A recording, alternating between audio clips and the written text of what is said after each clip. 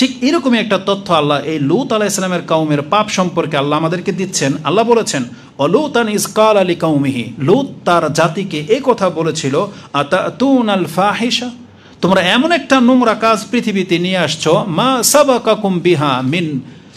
সাবাকাকুম বিহা মিন আহাদিন মিনাল আলামিন, পৃথিবীতে তোমরা ছাড়া আর একজন ব্যক্তিও ইতিপূর্বে এই কাজটা করে নাই। এটা কেমন একটা রেকর্ড! আল্লাহ সুবহানাহু ওয়া তাআলার মানে তার পৃথিবীর সৃষ্টি হওয়ার রেকর্ডে আল্লাহ দেখতে পাচ্ছেন লূত আলাইহিস সালামের কওম যেই পাপটা করেছিল, এই পাপটা পৃথিবীর কোনো একজন মানুষও আজ পর্যন্ত করেনি। তা লূত আলাইহিস সালাম বলতেছেন, তোমরা এমন একটা খারাপ কাজে লিপ্ত হইলা যেই কাজটা পৃথিবীর কোনো মানুষ করে নাই। আরও আশ্চর্যের ব্যাপার কি জানেন? এটা ছিল সূরা আল আরাফের আয়াত ৮০ নম্বর আয়াতে এবং আনকাবুতে ২৮, আর আপনি সেটা শুআরা ২৬ নম্বর সূরার ১৬৫ নম্বর আয়াতে পেয়ে যাবেন। তাতে আল্লাহ সুবহানাহু ওয়া তাআলা ব্যক্তির নাম বলেন নাই, বরং আল্লাহ সুবহানাহু ওয়া তাআলা বলেছেন, আতাতুনা যুকরান, তোমরা পুরুষের কাছে আসো, আতাতুনা যুকরান মিনাল আলামিন, এই পৃথিবীতে তোমরাই এমন একটা জাতি যে তোমরা ছাড়া পৃথিবীতে কোনো মানুষ তো দূরের কথা, কোনো পশু এই কাজটা করেনি। আল্লাহ তো স্রষ্টা, আল্লাহ সব কিছুকে সৃষ্টি করেছেন। তার মানে এই কাজটা কুকুরও করে না, শুকরও করে না, গরুও করে না, ঘোড়াও করে না, গাধাও করে না। যেগুলোকে আমরা রাস্তাঘাটে আর একটা পশুর উপরে চড়তে দেখি, কুকুরে, গরু দেখবেন, কোরবানির গরু নিয়ে যাচ্ছেন, আমার মনে হয় না যে এটা আমাদের মানে সেন্সে হয়তো বা আমার মেমোরিতে নাই যে কুরবানির একটা ষাঁড় গরু নিচ্ছেন, এটা আরেকটা ষাঁড় দেখলে ওর উপরে লাফ দিয়ে উঠে যাবে। এটা শাহওয়াতের সেন্সে হয় না, ওটা ওই যে গুঁতা দেওয়ার কারণে হয়। কিন্তু গাই গরু যদি ওর সামনে দিয়ে নিয়ে যাওয়া হয় তখন ওই আচরণটা করে গরু সাধারণত। কিন্তু কেউ রেকর্ড দেখাইতে পারবেন না যে ষাঁড় গরুর সাথে এই কাজটা করেছে। আল্লাহ সুবহানাহু ওয়া তাআলা বলতেছেন মিনাল আলামিন, এই পৃথিবীর মধ্যে মানুষ তো দূরের কথা, কোনো পশু পর্যন্ত এই কাজটা করে না যেই কাজটা এই লূত আলাইহিস সালামের জাতি করেছিল। আল্লাহ এইভাবে আমাদেরকে জানিয়েছেন, যেটা এই আয়াতগুলোতে আপনি পাবেন। এদের আরও মন্দ দিকটা কি জানেন? এই পাপটা তারা কিভাবে করত? আল্লাহ সুবহানাহু ওয়া তাআলা সূরা আনকাবুতের ২৯ নম্বর আয়াতে উল্লেখ করেন, আইন্নাকুম লাতাতুনার রিজাল, তোমরা পুরুষের কাছে আসো, পুরুষ হয়ে পুরুষের কাছে আসো, রিজাল ওয়াতাকতাউনা সাবিল, আর তোমরা রাস্তার মধ্যে ছিনতাই করো। মানে এই ঘটনাটা এমন, ওরা রাস্তার মধ্যে যাকে পাবে তাকে লুটতারাজও করতো, আবার এই কাজটাও করতো জোর করে। এটা ওদের স্বভাবে পরিণত হয়ে গিয়েছিল। যেমন কয় না, অমুক মেয়েকে ধর্ষণ করছে কয়েকটা পুরুষ, তার মানে এটা হচ্ছে নেচার। আর ওদের ফিতরতের মধ্যে এই পুরুষ দেখলে এমনটা আচরণ ওদের জেগে যেত। এবং ওরা কি করতো? আল্লাহ বলেছেন, ওয়াতাতুনা ফি নাদিকুমুল মুনকার, আর তারা এটাকে আনুষ্ঠানিকভাবে করত। যেমন বন্ধু বান্ধবরা মিলে পার্টি করে না, যে কোনো ধরেন স্কুলের কি বলে এটাকে, আপনার যে কোনো অনুষ্ঠানে আপনাদের ছুটি হোক, আশা হোক, নতুন হোক, পুরান হোক, যখন অনুষ্ঠানগুলো করা হয়, তারপর আমরা আমাদের ব্যক্তিগতভাবে যে কোনো পার্টি করে অনুষ্ঠান করি, বনভোজনে যান, ওরা এই অনুষ্ঠানগুলোতে প্রকাশ্যভাবে পুরুষ এই কাজটা করত। এটা আল্লাহর কাছে এতটা বেশি খারাপ লেগেছে বা এতটা ঘৃণা আল্লাহ করেন যে আল্লাহ এইভাবে এই জন্য ওদেরকে ধরেছেন যে কিছু পাপ আছে তো মানুষ গোপনে করে, আর কিছু পাপ আসে যখন মানুষ প্রকাশ্যে করে, তখন কিন্তু পাপের মাত্রাটা কিন্তু আর একরকম থাকে না। বরং আমাদের ধর্মকে, ইসলাম কি শিখিয়েছে, যদি কোনো ব্যক্তি, রাসূল বলছেন আমার উম্মতের প্রত্যেকটা ব্যক্তি ক্ষমা পেয়ে যাবে, ইন্না লিকুল্লি উম্মাতিন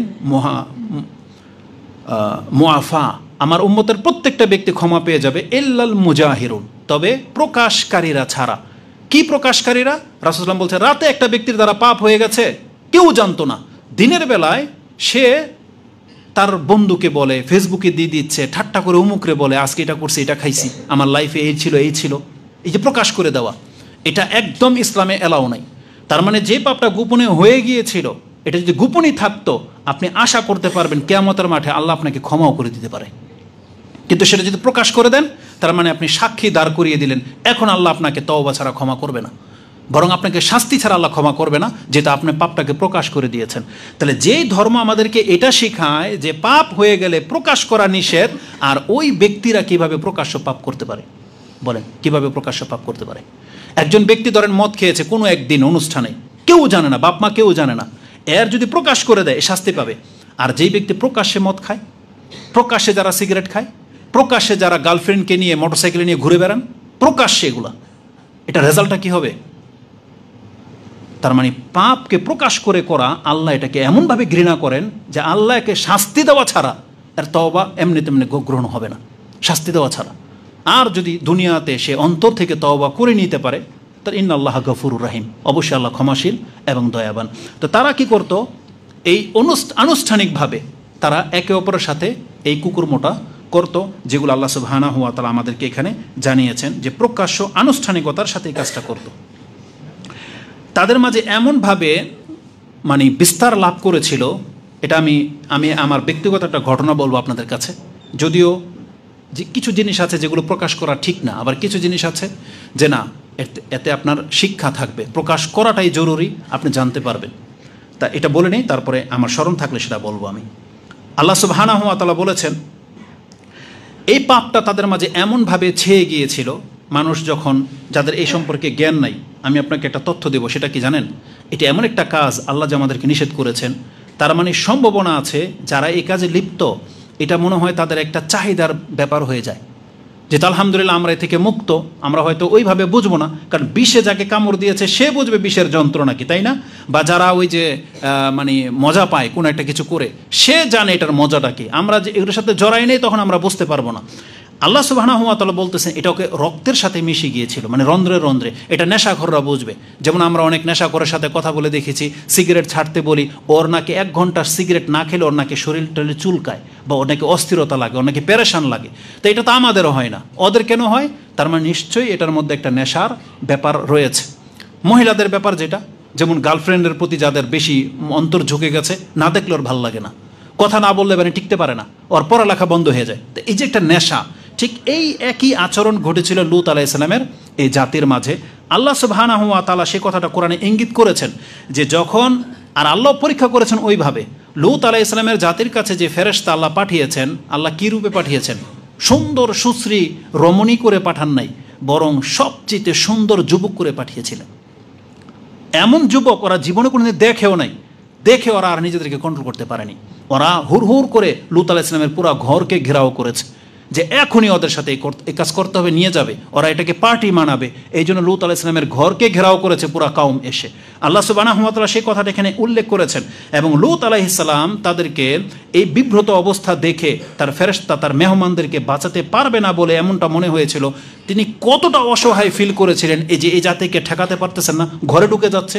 লূত আলাইহিস সালামের কথাটা আল্লাহ কোরআনে এইভাবে নকল করেছেন, ফাআতাও ফাত্তাকুল্লাহ, নূহ আলাইহিস সালাম বলেছেন, ফাত্তাকুল্লাহ ওয়ালা তুহজুনি ফি দাইফি, দেখো তোমরা আল্লাহকে ভয় করো আর আমার মেহমানকে কেন্দ্র করে আমাকে তোমরা লাঞ্ছিত করো না, এ কথা বলেছিল।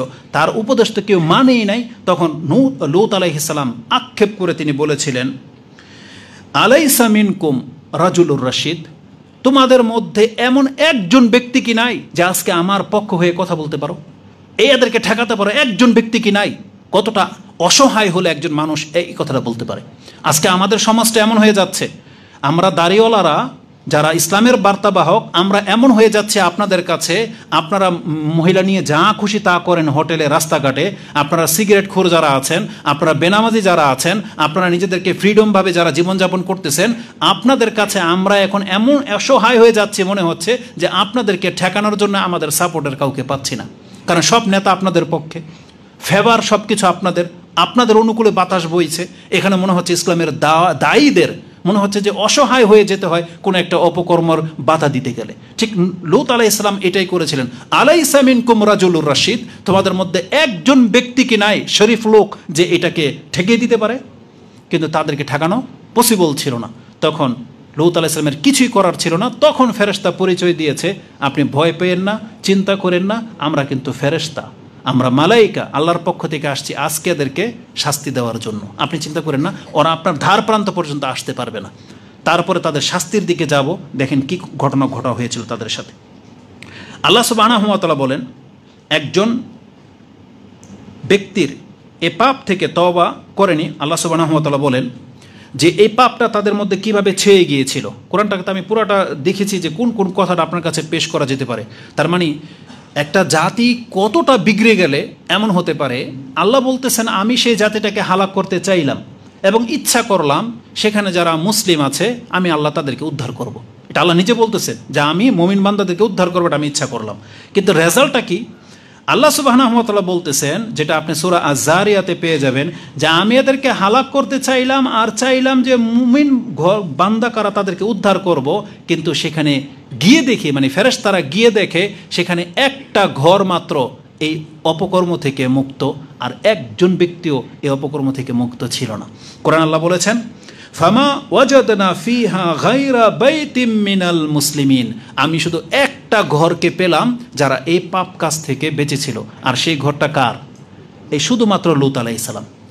তাও তিনি এবং তার 2 বা 3 মেয়ে, আর কেউ ছিল না সেই ঘরে। আর তার স্ত্রী, তার স্ত্রীও সেই পাপ থেকে মুক্ত ছিল, কিন্তু তার স্ত্রীকে কেন শাস্তি দেওয়া হয়েছে সেটা আল্লাহ সুবহানাহু ওয়া তাআলা বহুবার ইঙ্গিত করেছেন প্রত্যেকটা আয়াতের মধ্যে, যে তার স্ত্রীরা ছিল ওই ওদের দলের, মানে যারা এই নোংরা কাজ করত ওদেরকে এর স্ত্রী কি করতো, মানে ঘৃণা করতো না। এটা যেটা পাপ, লূত আলাইহিস সালামের স্ত্রী এটাকে অপরাধ মনে করতো না, মানে তাদের সমাজে মিশে গিয়ে এটাকে তারা সহজভাবে নিয়েছে। যেমন আজকে আমাদের সমাজে যেটাকে প্রতিষ্ঠিত করতে চাওয়া হচ্ছে, আমাদের টিচাররা, শিক্ষক শিক্ষিকারা ছাত্রদের এগুলোকে অপকর্ম মনে করে না, কারণ তারা এই পরিবেশে থাকতে থাকতে এখন তাদের নাকি সয়ে গেছে, এগুলো তাদেরকে এখন এগুলো নেচার মনে হয়।